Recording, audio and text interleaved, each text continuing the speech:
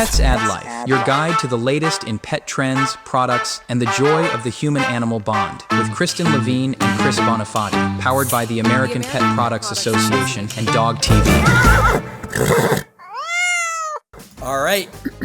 Hello, everybody. Welcome to another very special episode of the Pets Add Life podcast. And why is it special? Well, we're getting mighty close to Christmas. So we've got two awesome guests planned, two amazing products, two fun stories. We're going to answer two of your questions, but we're also doing some giveaways. We're going to get into the details of that later, but I'm hoping that everybody stays tuned because we want to give some stuff away. Ho, ho, ho. Call me Santa Chris.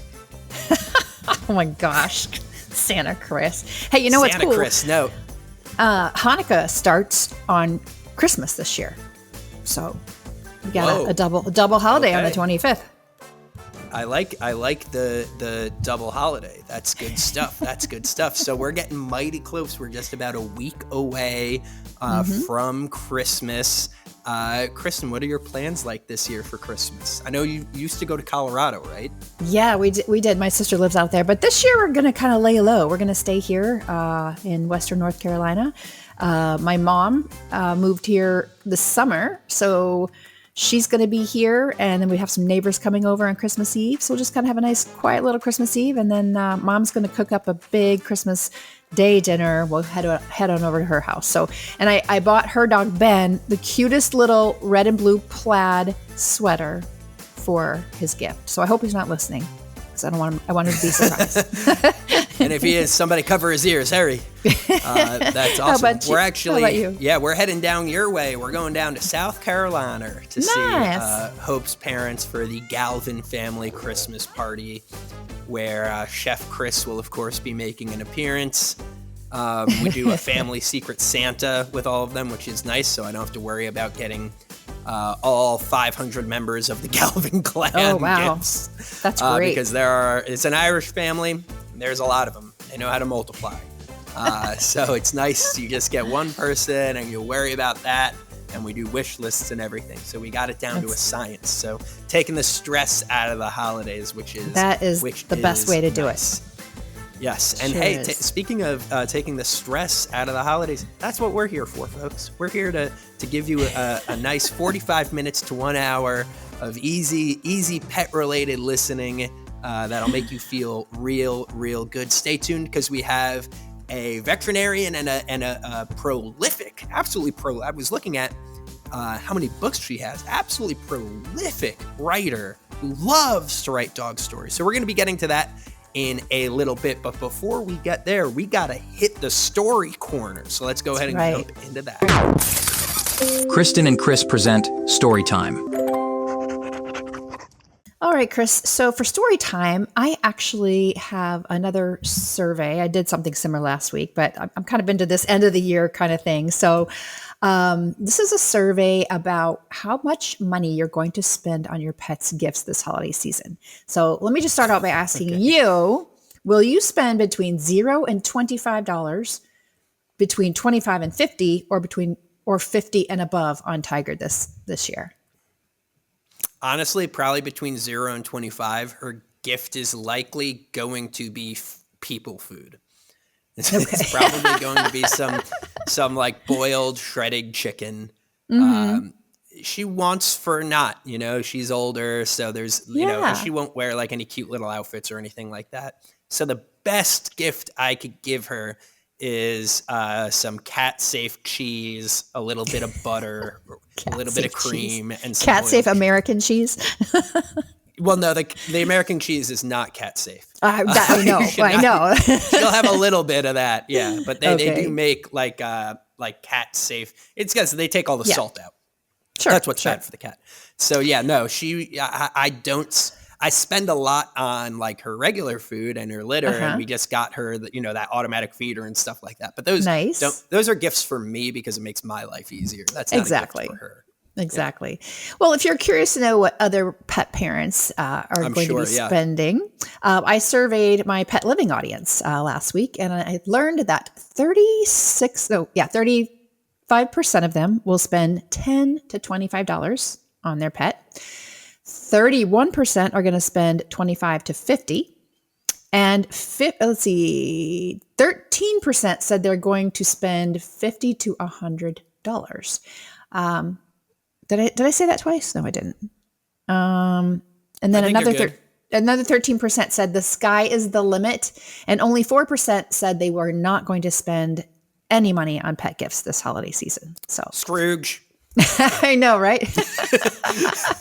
Only 4% of Scrooges. That's right. Yeah, but that's still pretty good. Wow, sky's the limit at what was that? 13%. 13%. Yeah, sky's the limit. You've got a wealthy audience over there, Kristen. You've got a wealthy audience. Oh goodness. Yeah, Mark Zuckerberg reading your blog over there. All right, so that's my story. How about you? What do you have for us this week? Yeah, it's in a similar vein. It's not really a story, more of a call to action that I want to make people aware of, because I'm sure we have some listeners, obviously, who have pets, but then we have some who may be thinking about getting pets, or some who may be between pets. Mm-hmm. And if you're considering adopting, now is a great time, because a lot of shelters are part of the Home for the Holidays. I don't know what to call it, spree, adoption spree. Right. Adoption Fest. I'm not sure, but it's something that shelters can opt into. And the charity helps cover the adoption fees. So the idea is to clear out the shelters for Christmas, so all of these wonderful animals can spend a Christmas, Hanukkah, Kwanzaa, New Year's, or other non-secular holidays with a brand new family in a nice warm home. So if you are thinking, is now the right time, I'm hoping that we're convincing you slowly but surely that the answer is yes. And if you do think it is the right time, call your local shelters, see if they're participating in any holiday drives for adoption, because it might be a good time to get some of those adoption fees waived. And then you can be like one of Kristen's big spenders and blow that $300 on stuff for your new furry friend. So go ahead and check it out. Call your shelters. And if you were looking for a sign to adopt a new pet, perhaps this is it. All right, coming up next, this guest will not just be gracing our ears and screens here on the PAL podcast. You're going to be able to spot them on Dog TV's new series, Vets A to Z. So let's go ahead and get into that. Beyond the Leash, exploring the untold stories of pet passion and professionalism. Joining us now is Dr. David Haworth, a veterinarian, entrepreneur, and visionary in the field of animal health and wellness. Dr. Haworth has led some of the most impactful organizations in veterinary medicine, including PetSmart Charities and Morris Animal Foundation. You probably heard of one or both of those. He's now the founder and CEO of the Institute for Pets and Society, where he continues to drive innovation and support for animals and the people who love them. With his extensive background in veterinary oncology, strategic consulting, and nonprofit leadership, Dr. Haworth will share insights today into improving pet health, the latest in cancer treatments, and the evolving role of pets in our lives. He's also one of the speakers on Dog TV's new series, Vets A to Z, and we're thrilled to have him today. Welcome, Dr. Haworth. Thank you so much. It's nice to be here. Oh, it's great to have you on the show. With your background, we need like an hour to interview you. So, I think what that really says is I just can't keep a job, guys. I mean, that's the bottom line of it. Well, let me just start with this. What inspired you to focus your career? Because obviously you've had a lot of great experiences, but why did you want to focus on animal health and wellness? Kristen, thanks for the question. Ever since I was a kid, like literally, this is one of those things that veterinarians say all the time. But when I was 4, I would tell my parents, hey, this is what I want to do. As I grew, it never really changed. It's not that I don't like people. I do. I mean, I married one. I've been married to one for 35 years. We had 2 together. We've raised them. They're lovely young people. But, I find them something really magical about dogs, and, not to wax philosophic too much, but I've never met an evil animal. I've met scary ones. I've met, hurt ones. I've never met an evil one. And I can't say that about humans. And so all the different opportunities that I've had to move over into a more human health centric space it's never really been appealing to me. Something I tell veterinary students a lot, because veterinary medicine, of course, you guys know, it's got some challenges, particularly right now. We have obstacles and hurdles, especially things like mental health and life balance. But no other job do you get to consistently be a healer of the innocent. And that's pretty laudable. So I can't claim any of that for myself, but at least from a professional standpoint, that's what's always drawn me back to being around animals and being in animal health. That's a really good answer. Yeah, I love that. And I want to dial in on some of that animal health stuff. And you're deeply involved in veterinary oncology, which for those of you who don't speak science, that's the study of cancer and how to cure and help it. And some people may know, but my father had prostate cancer, and I was amazed at the technology that was used. And he's cancer-free. It's totally different, the treatments that are available now than they were even 10 years ago. So I'm hoping you're going to give us some positive news here, that there's similar advancements happening in veterinarian oncology, and that things are getting better, the technology is getting better. So are there any advancements that you could share with our audience? Yeah, I'm going to give you a balanced answer. So the short answer is yes, those treatments are available, and we have made such incredible progress. I mean, things like cyber knives, which if you aren't familiar with the technology, a big X-ray beam shooting across a body is bad, even if it catches tumor on the way.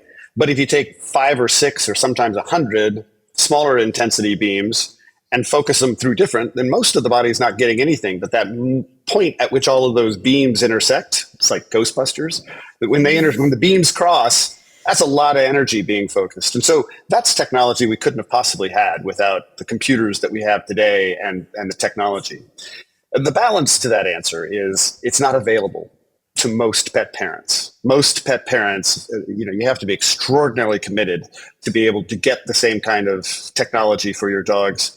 The genomic analysis of the tumors, the personalized, individualized medicines, and you have to be persistent. But the technology is there. And so, yes, first of all, very sorry to hear about your father. Great that he's on the road to recovery. Second of all, those technologies are coming. And so the future is very bright for cancer in our pets. That's fantastic news. Let's just shift gears for a minute, since we're coming up on a big holiday in a few days. With the holiday season that we're already in right now, what advice would you give to our listeners who have dogs, cats, or other pets to keep their pet healthy and out of the veterinary ER this holiday season? Yeah, it's always this case. It's Christmas and New Year's are the second and third most dangerous holidays for pets after the 4th of July. I think I think the best general advice is just remember to put yourself in your pet's eyes. They don't know these people. You may have known, your cousin Larry for the last 50 years, but your pet's never met them. People forget when they're not in your house. For us, it's second nature. Of course, you're going to close the door behind you. Some people don't. Dogs bolt. And then lastly, of course, there's the GI issues. Just be careful. There's a lot of food. There's a lot of people who maybe not are used to being around dogs or think that it's okay to feed dogs from the table, and dogs can get into some difficult problems. So yes, our ERs and our urgent care facilities are awfully busy this time of year, but most of those are preventable. Absolutely. Yeah, don't be giving your dog those poultry bones. They're going to. It's a bad idea, man. Bad idea. The poultry bones. Cartoons. Those are cartoons. It's not real life. Those are cartoons for a reason. Yes. And, I think they're also, it's interesting. I was having this really great conversation with a 100-year-old veterinarian the other day. And he was saying, I was like, so obviously things are different. He said, well, most things are different. But we used to have dogs eating scraps all the time. That was the norm. And I said, well, what's different? Why are we seeing all these dogs in the ER now? He goes, I don't think the dogs know how to eat the scraps. Like what you're saying is absolutely right. Like, you give a big turkey leg to a dog. If they know how to eat it, it's fine. I can promise you my golden retriever would try to shove that thing down his throat immediately. Yes. He would obstruct, the bone would still be on there. He just doesn't know. Nobody ever taught him how to eat Right. the bones in the right way. That's not advocating that we should teach them that, but it is, Yeah. again, Things are changing. be diligent. Not everybody knows your dog as well as you do. Yep. And talking about your golden retriever, you were a former leader of the Morris Animal Foundation, and you headed so many groundbreaking studies, but one of them, the Golden Retriever Lifetime Study. So why don't you tell our audience a little bit about that study and some of the findings? Well, that golden retriever I just referenced is participant number 1199 in the Golden Retriever cool. Lifetime Study. His name is Bridger. The slightly funny story is that we were having a difficult time recruiting cases. And so the staff all said, David, it would be a really good idea if the CEO had sort of a poster dog. Or I think they said it more like, we need a poster dog. And didn't your dog pass away a couple of years ago? And you're going to have to, you're going to have to give, what I stated to the board is that the lifespan of a golden retriever, while tragically not as long as it should ever be, is actually a lot longer than the lifespan of a CEO of a nonprofit.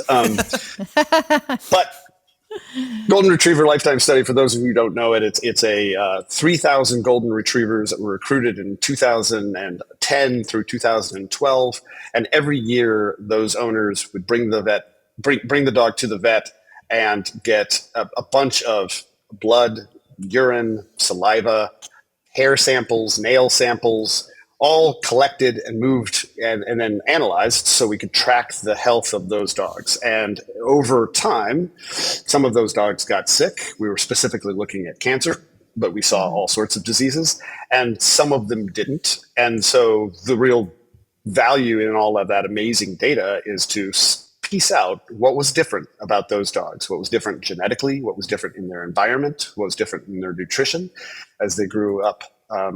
And so, it was a really, I think the value of that study has yet to even be cracked open. The folks at Morris who are running it now are doing a fantastic job. And we're just getting, sadly, for those of us who own those participants, we're kind of getting to the end of those dogs' natural lifespans anyway. So, except mine. He's not allowed. He's not allowed to go. So, so Doc, you've what is his name, by the way? Bridger. He's Bridger the Wonder Dog.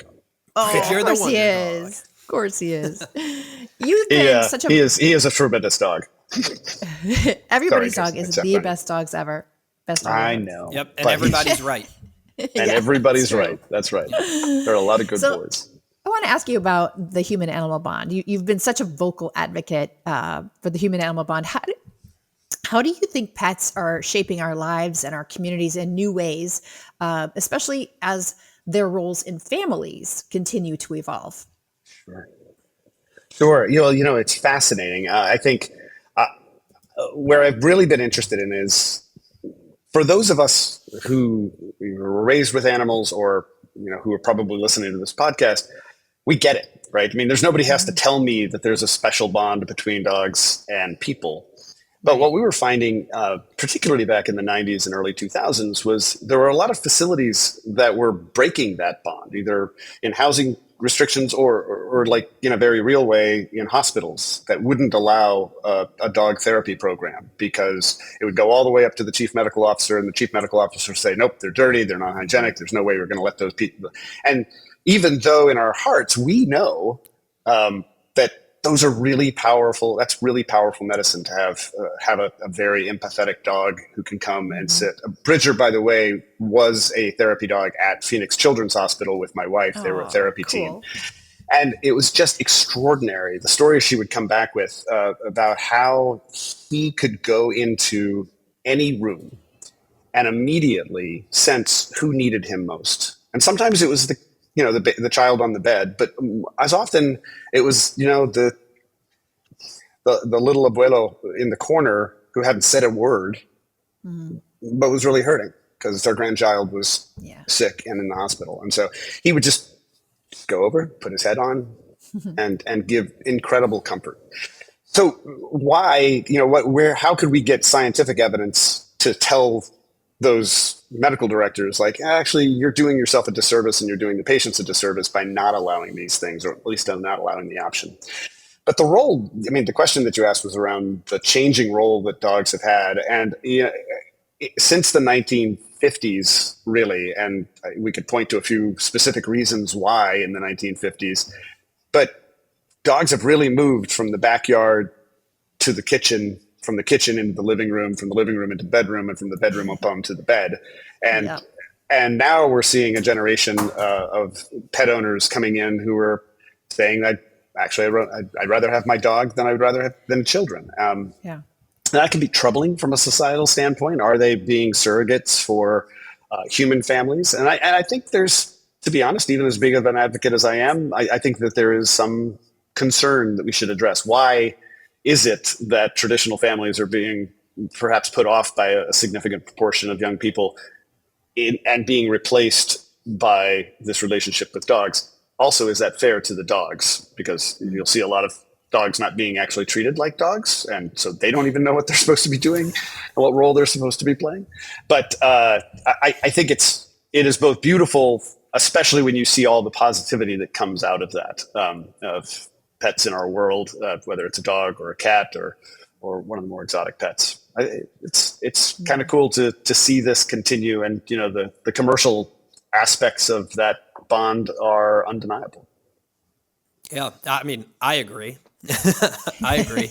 But it's all about convincing people with much deeper pockets than mine to see the value in such research. So if you're one of our billionaire listeners, perhaps consider a charitable donation to a human animal bond research institute. But hey, before we let you go, Dr. Haworth, I want to ask, looking at the future, you're well plugged in. You've clearly got your finger on the pulse. What are some of the next big innovations that we could expect from animal welfare, or something that you're really excited about coming down the pipeline? Yeah. Well, I am habitually excited about the future. It's something my family always points out. Like, Dad, it's one of us. Yeah. There are reasons to be afraid, but there are also lots of reasons to be joyous.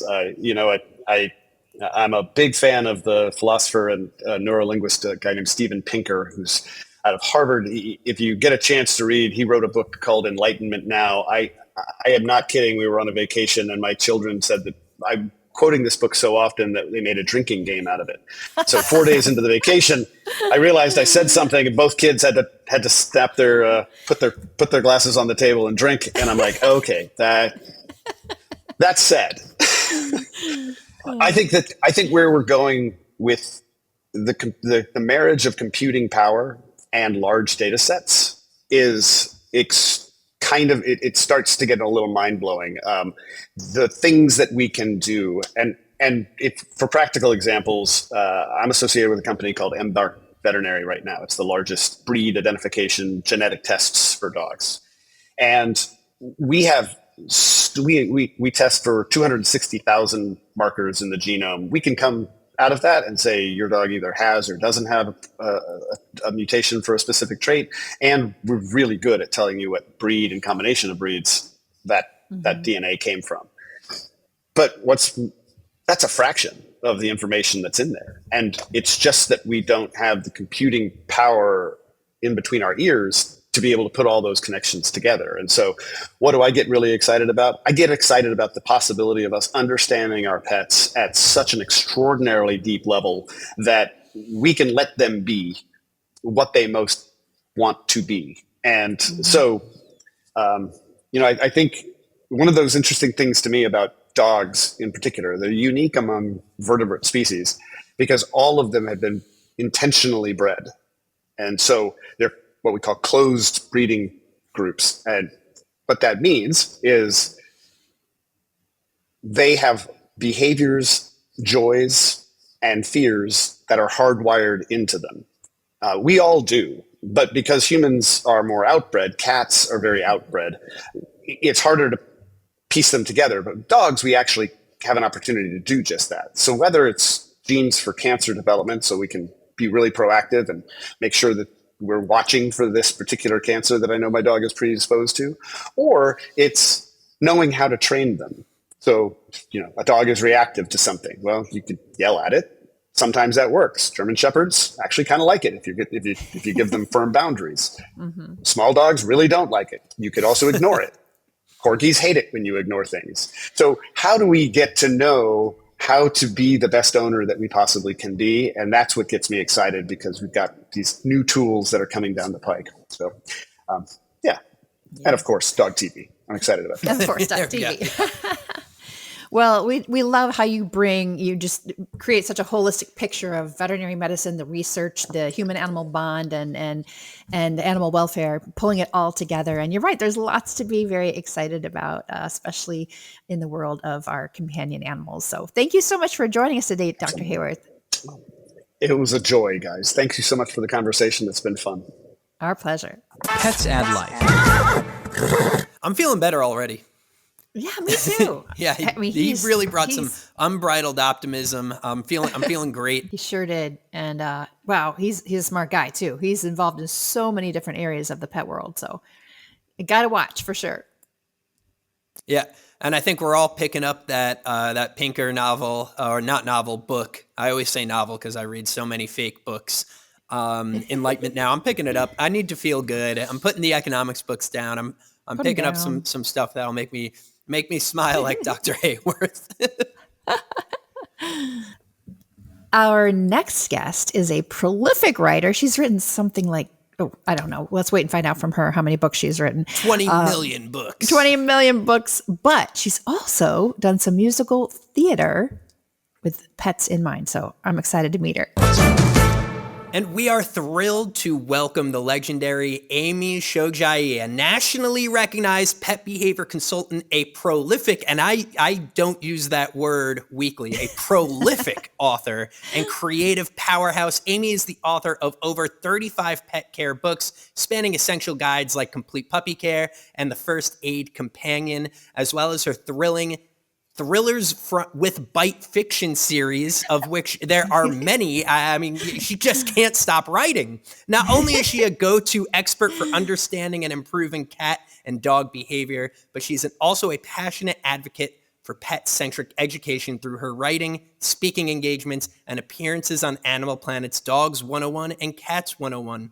When she's not educating parents, Amy's creative energy shines through in her original musical theater productions like Strays the Musical. What can't this woman do? So thank you so much for spending some of your valuable time with us. Wow, Amy, I mean, there's just so much here. Where do you draw this inspiration from to just pour it out into all these outlets? I'm easily bored. I don't know. I think part of it. I mean, I was in school. I was a double major, music, theater, communication, and so when I couldn't do theater for a while, I became a writer, and I call myself the accidental writer for that reason. I never planned this. My brother was going to be the writer. I was going to do theater, and look what happened. So. I started out in a very small town where there weren't many jobs available. And then a young man came back home from studying veterinary medicine, opened his own clinic. I interviewed for the job, and the rest is history. I started writing about my personal experience stories. That's how I got my start. I learned that a lot of pet parents didn't really understand what the vet was saying, or the veterinarian didn't necessarily had time to explain. And so my job was to translate the medicalese into everyday language the rest of us common folk can understand. And that really became my career, the nonfiction, and then later on the fiction, Thrillers with Bite. Again, it's got to have animals in it. My tagline with the thrillers is, it's very thrilling, very exciting. The dogs and the cats never die, but the bad guys may. So never kill an animal.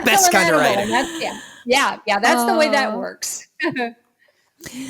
So, Amy, we're obviously going to talk more about your books and your musical theater and more. But I'm curious to know, since we're doing this show during the holiday season, with the holidays approaching, a lot of families are adding new pets to their homes, whether it's through adoption or getting a new puppy or kitten. So, what advice do you have for new pet parents, especially those that are navigating the early stages of bonding and training those puppies and kittens? Oh boy, that's a great question. And it used to be, and probably you've heard this too. We said, "Oh, don't adopt at Christmas. It's a terrible time." Well, Yeah. actually, it's a pretty good time. And the Mhm. SPCA and a lot of the folks have done surveys and have learned that puppies and kittens, or even aging pets or other abled pets that are adopted during this period of time, they stay in homes just as well as those that not. It's just the commitment there. The holidays is a Mhm. good time because the kids and oftentimes the parents have some time off, and so just spending time with the new puppy dog or the new kitty cat, and letting them figure things out. Really, patience is key. If you've never had a pet before, invest in some information from the shelter where you adopt, or the breeder, the expert breeder. If you choose somebody who is very knowledgeable, they want it to succeed. So pick their brain. They want to know what's going on. Take some time, set up with kittens. I usually say set up, and with puppies, it's a good idea too. Set up one room in the house that is theirs and theirs alone. Put all their toys in Mhm. there. If it's a cat, put the litter box in there. If it's puppies, a little puppy bed, and make that puppy central, puppy 101. And that's where they go back when they can't be supervised by you. I love the idea of crates. Some people don't care for that, depending on the size of the animal, but a leash hooked to your belt will keep them under your supervision, so they're not finding a Mhm. place to go potty under the piano bench where you don't want them Right. to go. You can scoop them up and prevent the problems. And if they have an accident somewhere, roll up a newspaper and hit yourself over the head for not catching them. Then you take care of I love the that. problem and you get them outside. Okay. Puppies and Oh, I love kittens, that. they don't need to be punished. You want to catch them in the act of doing something right and rewarding that Mhm. behavior. And that's my number one advice: is find good things to praise them, use their name for all good things. And if you have Mhm. to interrupt a bad behavior, don't use their name. You want them to associate that name with everything good in the world, because I've come home. Yay. Oh, I love That's that. amazing advice. And I want to keep going here.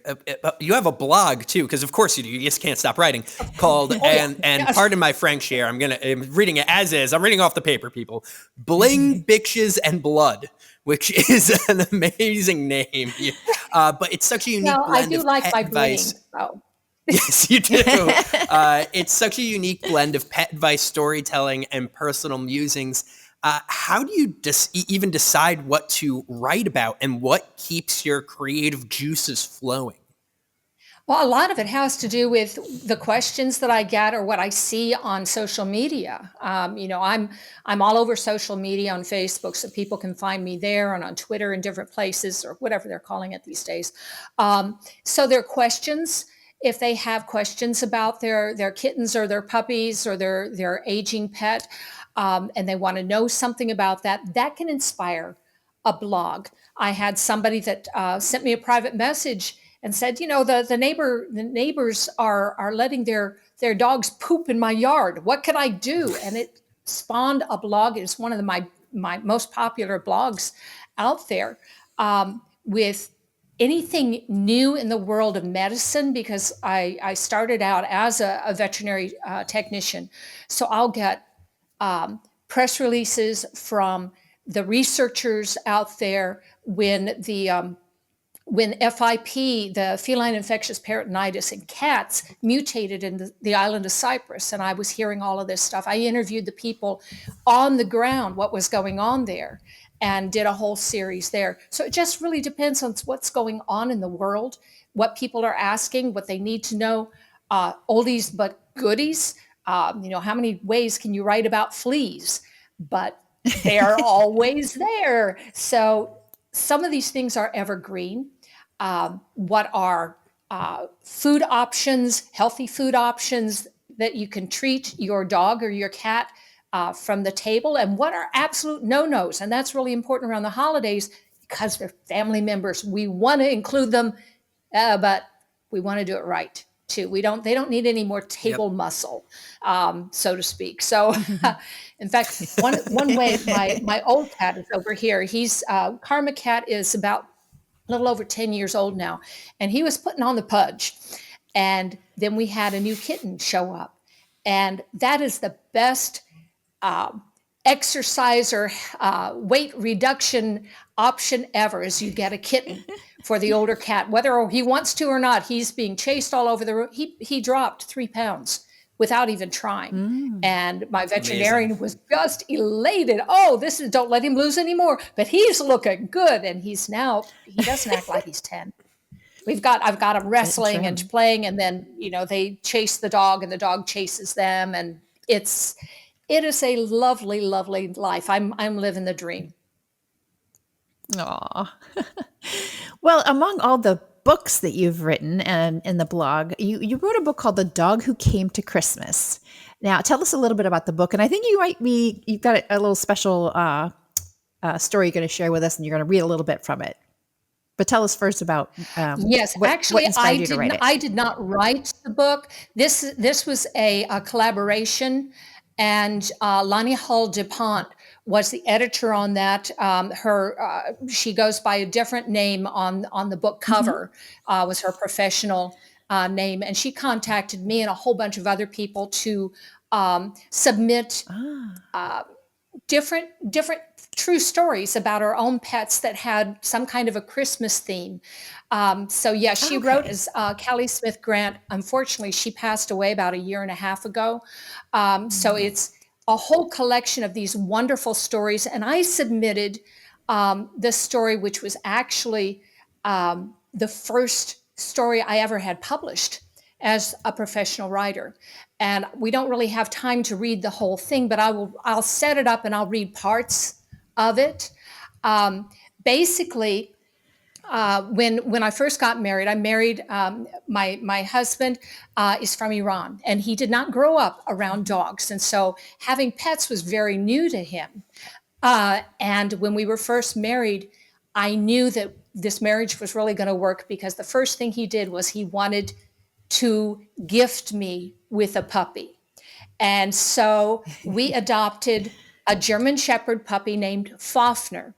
And that's kind of the setup for this whole thing. I mean, Fafner was my heart dog, and he's really why I'm a writer. So I've got about 3.5 pages here of the story, and I'll read kind of starting in the middle of this. Okay. My husband we were working in Eastern Kentucky, and then he got laid off. So in August, we moved to Louisville, where he was going to attend graduate school. In less than a week after the move, I found a position as a vet tech near our apartment. And as a special bonus, I could take Fafner with me to work. Our neighbor's small cockapoo named Fidget became best buddies with Fafner's, and things were looking up. Then Fafner developed a limp. He favored first one paw and then another. Medicine temporarily relieved his limping, but his paws turned red, itchy, and swollen. He scratched constantly and only seemed happy when playing tag with Fidget. I tried everything. Antibiotics made him sick. A special diet didn't help, and his weight dropped to 59 pounds in a German Shepherd. Despite my discount, the treatment costs added up, and that's never good for anyone, but especially newlyweds around Christmas time. Nothing seemed to help. It turned out Fafner was allergic to the air he breathed, the molds, the pollens, the allergens, the Ohio Valley region. We cleaned the carpet. We tossed out the holiday candles. We even got rid of our Christmas tree, thinking that might make a difference. But as the holidays approached, Fafner's condition grew worse day by day. He could no longer play. He hurt too much. He had lost so much fur, he no longer looked like a German Shepherd. His once expressive ears were naked on the outside and tender inside sore with angry-looking scabs. constant licking and chewing stained his tummy black from the saliva. He limped like an aged arthritic canine, and he smelled. He was only 14 months old. Had love blinded my eyes and my logic? If this poor creature belonged to somebody else, would I also shrink from touching him? How could I justify continued treatment? Was there a better, maybe a more compassionate option? No, I veered away from that thought before it fully formed, but a smaller voice of reason insisted I face the facts and realities of my dog's condition. Was I being selfish? Would death be the kindest treatment of all? For 2 days and nights, I argued with myself, one moment sure that any life was better than an early separation from my beloved dog, and the next, trying to find the strength within myself to stop his suffering. The third morning, driving the short distance to work, it was hard to see the street through my clear, tear-clouded eyes. Fafner in the back seat, he licked my neck, excited as always to visit the clinic and see his friends. Maybe he'd get to sniff a cat today. The busy morning moved quickly from case to case, while Fafner rested in his usual kennel. Each time I dug in my pocket for suture, scissors, or a pen, I touched the crumpled paper. It was the euthanasia authorization form I decided to complete during lunch break after playing with Fafner one last time. Then an emergency case arrived. A young woman, nearly hysterical with fear, carried a Pomeranian puppy into the clinic. "It's Foxy, please help. He chewed through an electric cord on the Christmas tree." The woman's 2 young children watched with wide, tearful eyes. The veterinarian began immediate treatment. A transfusion would help since the pup's in shock. Lucky we have Fafner here as a donor. I froze. For an endless moment, I couldn't breathe. Then, without a word, I brought my boy out of the kennel. His eyes lit up at the chance to sniff Foxy's small, shivering body. Fafner's bald tail waved, and he grinned. I had to coax him away to draw 12 cc's of precious blood from his foreleg to be given to his tiny new friend. He might look sick on the outside, but Fafner's blood was perfectly healthy. By lunchtime, Foxy's gums transformed from white to healthy pink, and he breathed normally. The red puppy even managed a feeble wag and sniffed back when Fafner nosed him through the kennel bars. For the first time in 3 days, I could smile through what had become happy tears. Without looking at it, I pulled the euthanasia paper from my pocket, crumpled it, and tossed it in the trash. What if I'd made that decision even an hour earlier? If Fafner hadn't been there, Foxy the puppy would have died. Fafner grinned at me, and I realized he didn't care how he looked. Fafner patiently put up with the unknowns in his world, with uncomfortable baths, bitter pills, and scary needle sticks he couldn't control, simply because he loved and trusted me to keep him safe. Fafner willingly came to Foxy's rescue just as he'd rescued me during the first troubled months of my marriage. That's what we do for our friends, for the ones we love. And we pass it on to strangers too, simply because it brings such joy. My husband never blinked over the extra medical expense, and that made me love him even more. 6 months later, he got his master's degree, found a great job, and we moved away from the allergens that had plagued him. Fafner quickly recovered and no longer needed medication. My heart swelled with quiet thanks during each afternoon walk when neighbors admired Fafner's proud stride and glowing coat and begged to pet him. I began to write about my experiences working at the vet office. My first published article told Fafner's story of his Christmas gift to a tiny red puppy and launched my pet writing career. Today, I now understand how human stress impacts our pet's health, so it makes sense that the challenges Mahmoud and I faced were reflected in Fafner's help. Fafner has been my furry muse ever since and will forever live on in my heart and the writerly works he inspired. He and the furry wonders we've loved since turned Mahmoud into a passionate pet advocate as well. More than that, Fafner's infectious grin, his quiet trust, and his delight in meeting new critters filled the pages of my heart with a joy beyond words. Oh, that's I'm beautiful. I've got Amy. something in my eye, I swear. And I that's know. my new The fans my kicking new up. favorite Christmas story. Yeah. All right, I'll buy the book. Damn it, I'll buy the book. So we have Fafner to thank for all your great work, Amy. That's I really love that you shared that and with he us. actually And, he became my hero dog in the Thriller series, and this is the latest one in the cool. Thriller series. And I changed the dog's name, but he became kind of the reason why I did the fiction too. So yeah, it's funny how that happens. Yeah. So everybody listening, go ahead, head on to your local bookstore, look for the Thrillers with Bite series, look for the dog that came for Christmas. Amy, thank you so much for sharing your insights and your story with us. This was truly an amazing interview. I don't think we've ever had one quite like this. Well, that could be good, or thank you very much. No, for it's a good having thing. me. It's a good thing, I swear. It's a good thing, I swear. It's good. Thank you so much. Thank you, Amy, for joining us. Happy Christmas, and go pet your pets for me. Yes, all right. Now absolutely. he's got to have the last word. As you should. All right. All right, Kristen, now that we're emotionally recovered I know. from that one, I believe we have a special giveaway opportunity. We Isn't sure that do. right? I believe this is if you go to dogtv.com, you can spin the wheel, and there's a whole bunch of prizes that you can win, including Amy's book. Which book is it? Lost and Is it- Found. Lost and Found. First entry in the Thrillers with Bite series. So you have a chance to get hooked on those.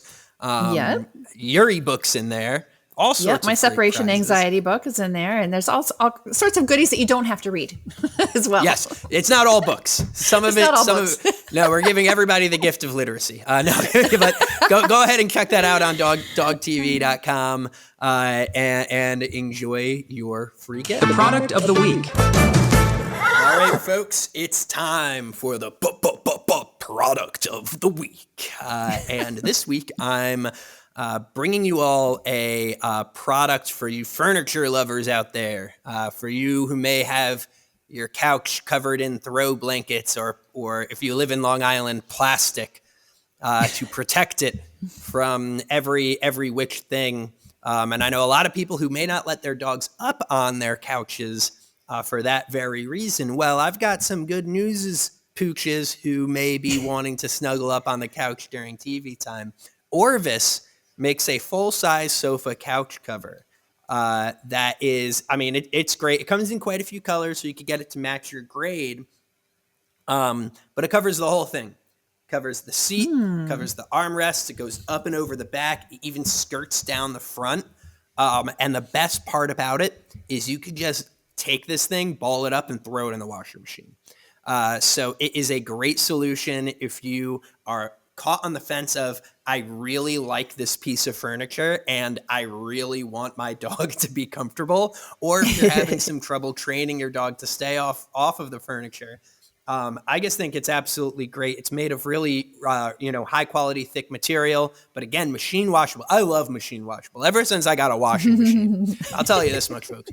Everything goes in there. Even some stuff that they say don't put it in there. I know, right? What's the worst that could happen? What's the worst that could happen? We're gonna You run just put it on cold. delicate. If it's hand wash only, you just put it on delicate. Exactly. Yeah, we just put it on delicate. We don't worry about stuff anymore because everything goes in the washer machine. So if you're like me and you want to snuggle up to your pet after a long day, but you want to make sure that couch retains its comfort and value, check out Orvis. Link is obviously going to be in the show description. They make it all sorts of sizes and shapes and colors. So find the one that's right for you and enjoy some cuddling this holiday season. Okay, Chris, my gift, ironically, is also something you can cuddle your pet with, and you can also throw it over the sofa. Oh wow! But it's not a furniture cover. This is a wearable blanket that I discovered from Bedshore. Bedshore makes some cool pet beds and pet blankets. Well, this is it's like a blanket hoodie that has big old pockets. It's super warm and fuzzy, and they have a lot of different designs, but the ones I want you guys to check out are the cat and dog designs because they are made for pet lovers. There's one that has corgis all over it, and then they have another one that has kitty cats all over it. And these are, let's see, they're lightweight, they're warm, they're great for curling up on the sofa with the kitty, or you could even wear it outside, on a chilly day to take the dog for a walk. I noticed on Amazon, it's a bestseller. They've got some really great reviews, and it's only about $30. So this would be a great gift for if you're like last minute shopping, I should say. This would be a great gift for the pet lover in your life or for yourself, and then you can use it to snuggle up with your pet. That's awesome. Or throw it over I the like couch. that we're both on the snuggle bus. Yeah, the snuggle. That's a good. Yeah, all aboard the snuggle bus. All aboard. It's snuggle season. It's chilly outside. Yeah, it is. Well, chilly's inside. I hope you didn't leave chilly outside. No. It's just a fun little pun right there. All right, Good well one. let's keep the show going. Let's keep the show going. Q&As. And it is time for our favorite part of the show. That's right. We're going to answer 2 questions from our wonderful listeners. And I know you're asking yourself, how do I get my question answered by Chris and Kristen? Well, folks, it is simple. Head on over to petsadlife.org/podcast. Scroll on down to the bottom of the page. You're going to see a form to submit your question. Or if you are feeling as brave as Rudolph the Red-Nosed Reindeer, well, folks, I've got great news. You could record a voice memo as your question. You could do it. You could do it. I believe in you. You could do it. So go ahead and try. And you'll hear your question played live on this very show. So without further ado, let's get into today's questions. All right, Kristen, I've got one for you. This question comes from Kevin in Denver, Colorado. Thank you, Kevin, for your question. Shout out to Denver. Kevin asks, my dog gets overly excited and pulls on the leash when we go on walks during snowy weather. I imagine that's quite dangerous. What are some tips to manage this behavior to ensure we both enjoy our winter walks safely? Great question, Kevin. Yeah, that is a really great question because it's probably snowy and icy where you are right now, Kevin. Yeah. So, and I bet our last guest, Amy, could have answered this question with her dog behavior and training background, but I'll do my best to tackle this one.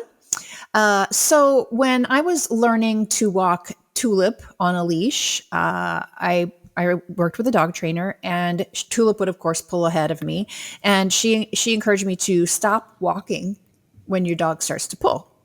And only proceed when the leash is slack. Now, this requires a lot of patience, especially if you have a dog that's already, kind of used to pulling you along.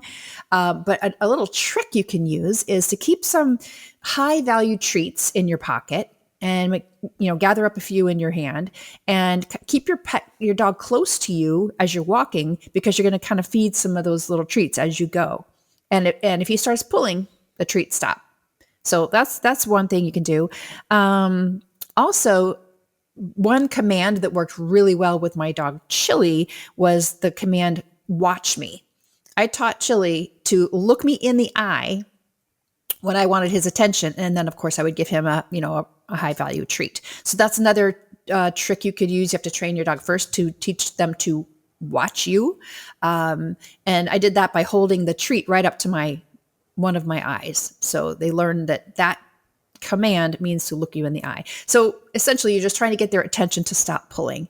In terms of, there's also some really great tools on the market for dogs that are pullers. And I'm not talking about those choke chains. We don't need those anymore. We've got much better, more humane solutions. One of my favorites is I think it's called the Freedom No Pull Harness. And it kind of gives you more control of your dog that's pulling because it latches onto them in the front, in their chest area, as well as on their back. And then the last tip I wanted to give you, Kevin, is make sure you've got some slip resistant boots or shoes when you're out there on the snow and ice, because, it's not going to be an overnight. Spend the money. Make sure your dog's not going to be able to pull you down and injure you. So good luck with that. And I know it's possible to get those pullers to put some slack in that leash. So I know you can do it. That was very thorough, Kristen. Well, I've been you there. should be a guest on this show. I've had the problem that he's having. So, all right, Chris, I have a question for you. And this one comes from Margaret in Seattle. So Margaret says, my cat loves to climb the Christmas tree every year, and I'm worried about her safety with the ornaments and lights. How can I keep my tree cat friendly while still enjoying holiday decorations? Yeah, this is just, classic. It's like Yankees versus Red Sox, right? Athens versus Sparta, cats versus Christmas tree. Yes. We've been waging this war since Christmas trees were brought into our homes. And the first recommendation, if you're a cat owner, fake tree is step one, because when it smells like tree, they're going to want to climb it. So now I've said, if it smells like tree, so if they're still climbing the fake tree, or if you just love having a real tree, which I don't blame you, what we need to do is make the tree smell less like tree and smell more like stuff that cats don't like, but humans do.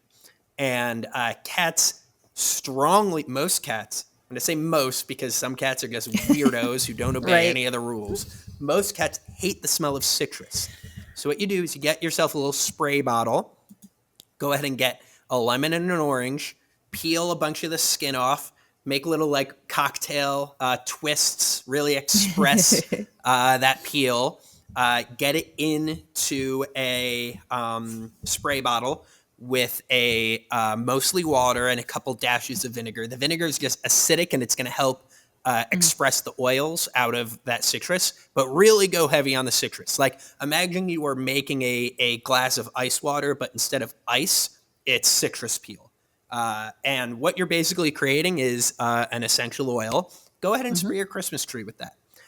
It's going to smell like oranges and lemons, which is pleasant to people, and the cat is going to avoid it. If that doesn't work, you're going to want to wrap the bottom of your tree and like the skirt in aluminum foil. Cats hate I don't know what evil. It is about cats and aluminum foil, but I don't know if you've ever seen the videos on the internet where like a cat's walking and it touches aluminum foil and it's almost like the thing was like charged with electricity. They fly through the air. They absolutely hate it. So like I know that aluminum foil is probably not what you want to put under your tree. But if it comes between doing that and the safety of your cats and what I'm sure, Margaret, is your beautiful Christmas tree, just a little skirt of aluminum foil. And you know what? If you put an extra string of lights around the bottom with the aluminum foil, you kind of get a disco ball effect. Hey, so it could be worse. I like that. It could be worse. So that's what I would do. And also avoid a lot of people. I don't know what it is with this. I don't know where this tradition comes from. The bells on the bottom of the tree. Kristen, is that something your family does? No, bells we like don't have on bells. The bottom. It was maybe it's an Italian thing. It's something my family always did. Bells on the bottom. The cats love bells, man. They're gonna go up and they're gonna play the bells. Ding, ding, don't ding, do that. Ding, ding, ding. Don't give them anything fun at the it's bottom. It's like hanging cat toys at the bottom of the tree. That's exactly what it is. So you just want them to not pay attention to the tree at all. So hopefully that works, Margaret. And if not, I'm sorry. Yeah. One last suggestion. If none of those solutions work, you can hang the tree from the ceiling. Yes, do that. Do that and send us pictures. Yeah, please. I want to see your little like portal tree, your upside down tree. Yeah, that's great. Thank you, Margaret. That was a great question. Yes. And with that question being answered, that unfortunately brings us to the end of our show. But before we go, I was talking giveaways. Yes. We talked about this a little bit in our interview with Amy, but if you want to spin the wheel over on dogtv.com, go ahead and do it. Go ahead, sign up for Dog TV. Go ahead and spin the wheel. You could win some awesome prizes. You could win Kristen's ebook. You could win a book by Amy. There's all sorts of awesome prizes on this thing. So if you're listening to this, what are you doing? Stop, pause the episode, pause it, go spin the wheels, see what you can get your hands on this holiday season. And in the meantime, we're going to be saying goodbye for now, but we're coming up on Christmas real soon. I hope everybody's staying safe. I hope everybody's having fun. And if you have your burning questions, submit them. If you're listening to this and enjoying what we do, share it with a friend. Maybe that. How do you feel about this, Kristen? If somebody didn't get you like a physical gift, but they gave you the gift of an amazing podcast recommendation? Oh, that's as good as some gifts for sure, or better. Yeah. Worth its weight in gold. Worth its weight in gold. So go ahead and share this podcast with a friend, and be kind to yourself, be kind to your animals, and we will see you in a week. Happy holidays.